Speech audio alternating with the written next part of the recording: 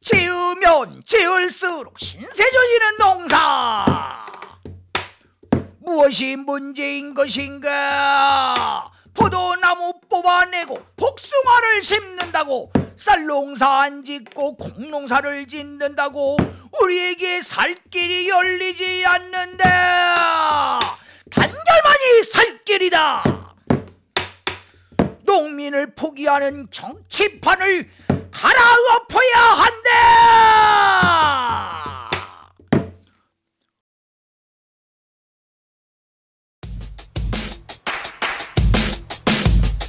벼 재배 농가마다 풍년을 맞았지만 정작 농민들은 근심이 가득합니다. 추석이 지나면서 농촌에서는 벼베기가 한창이지만 형편없이 떨어진 쌀값이 큰 걱정거리입니다. 쌀값이 대폭락하고 있다. 20년 전이나 지금이나 쌀값은 그대로다. 농민들은 해가 갈수록 살기 힘들어지고 있다. 심지어 대사료값보다도 못한 쌀값, 대밥보다도 못한 농민들이 흘린 땀의 대가. 김장철을 앞두고 올해도 배추 산지 분위기가 심상치 않습니다. 작황이 부진하고 생산량도 크게 감소할 것이란 전망에도 가격과 거래 모두 부진합니다. 농산물 가격도 폭락했다. 작황마저 좋지 않지만 수확철을 앞둔 배추 가격은 오히려 하락세로 돌아섰습니다. 중간 상인들이 외면하면서 밭대기 거래도 위축돼 수확을 앞둔 지금까지 계약률이 30% 수준에 그치고 있습니다. 값싼 중국산 김치와 배추 생산량이 넘쳐나고 불황에 따른 소비 침체도 배추값 폭락에 큰 영향을 미치고 있습니다.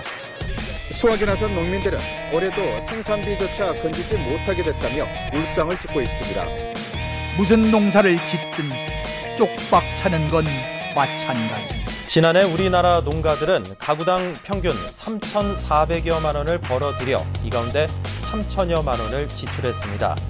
총소득에서 지출을 빼고 나니 400여만 원이 남았지만 부채는 여전히 2,700만 원에 달했습니다.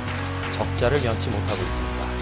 지난해 국내 농가의 가구당 총소득은 3,450만 원, 재작년보다 11%, 300만 원 정도 증가했습니다. 지난해 기상여건 보조와 축산 수입 증가라는 호재가 있었지만 농업소득은 재작년보다 100만 원 늘어난 데 그쳤습니다. 지출은 3천여만 원이었습니다. 재작년보다 17%나 늘었습니다. 총소득에서 지출을 제하고 나니 달랑 426만 원이 남았습니다. 남는 게 별로 없다 보니 부채는 여전합니다. 결국 죽어가는 건 우리 농민들이다. 땅은 우리를 배신하지 않았지만 정부는 우리를 배신했다. 보라, 손톱이 닳고 허리가 휠 때까지 밤낮 없이 일하는 이들을 누가 욕할 수 있겠는가? 힘에 부치면 막걸리 한 잔으로, 그래도 안 된다면 노블 얻어서라도 빚독촉에 시달려도 농사만은 포기하지 않았다. 이 땅의 주인으로 우뚝 선 농민, 민족의 생명을 지켜가는 우리, 그런 우리에게 돌아온 건 농민 무시, 농업 포기. 이놈의 농사 정령 포기해야 하는가? 그렇지 않다면 도대체 무엇이 문제인가?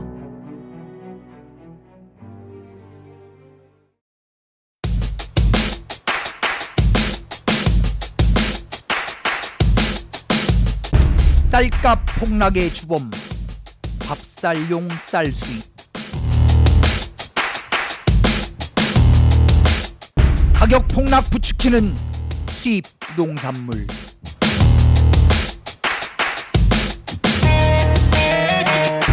FTA 계량종 TPP. 방면 투쟁 과제. 우리는 투쟁으로 맞서야 한다.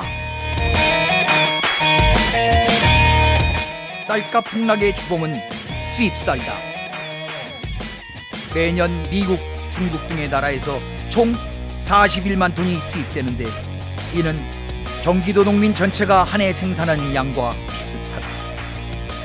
국내 소비량의 10%를 차지하며 매년 정부 예산 3,500억이 소요된다. 올해부터 수입 의무가 사라진 밥쌀용 쌀.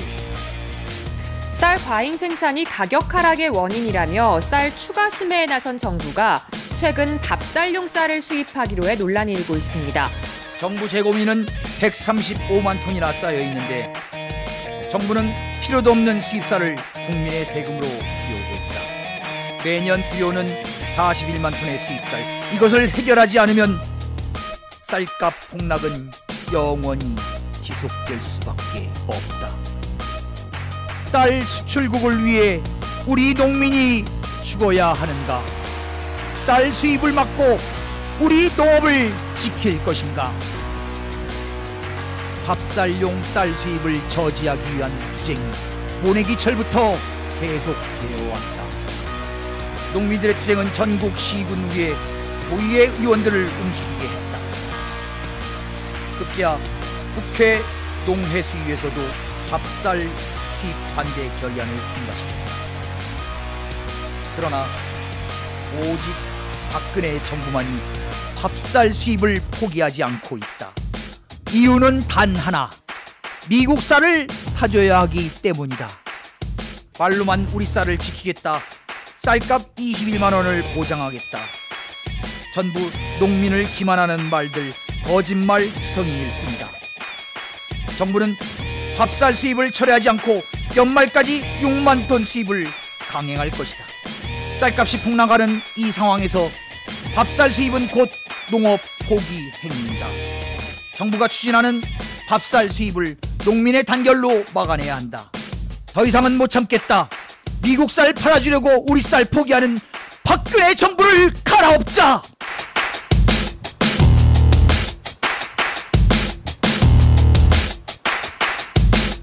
농산물 가격도 엉망이다. 올해 마늘과 양파 값이 오르면서 들썩이자 정부가 서둘러 수입 계획을 내놓았습니다. 수년째 가격 하락으로 피해를 본 농민들은 소득 회복 기회를 날리게 됐다며 불만들이고 전문가들도 수입 위주의 수급 정책에서 벗어나야 한다고 지적하고 있습니다. 올봄 마늘 양파 값이 회복되자 정부는 대책 없이 수입량을 늘렸다. 약자니까 좀 그게 어려워요.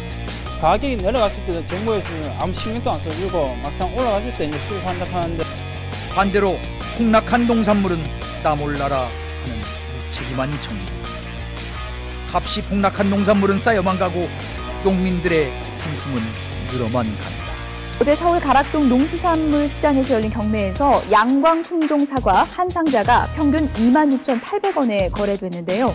1년 전에 46,300원에 비해서 42%나 떨어져 값이 거의 반토막 났습니다.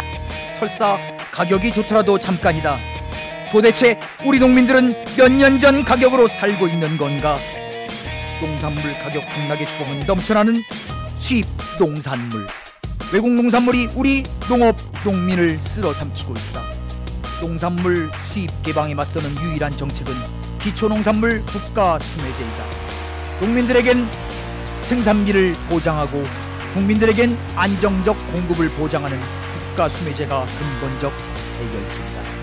더불어 농산물 최저가격 보장, 농산물 가격 보장, 지방조례를 제정하자.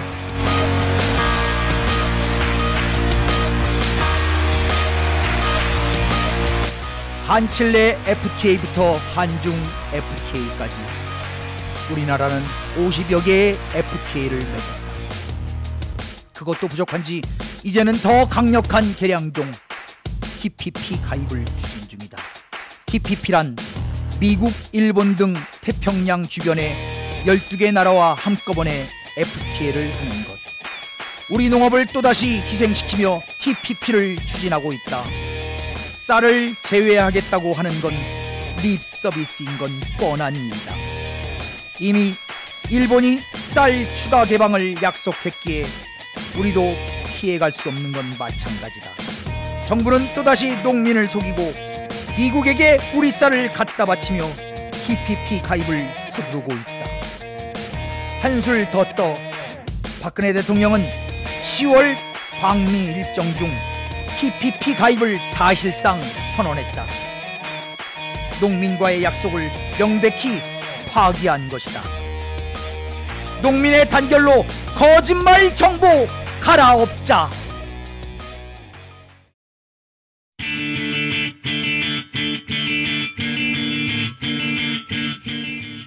오늘 전국 농민대회는 밥쌀 수입 반대, TPP 저지, 농산물 가격 보장을 외치고 농민 생존권을 열어가는 날이다.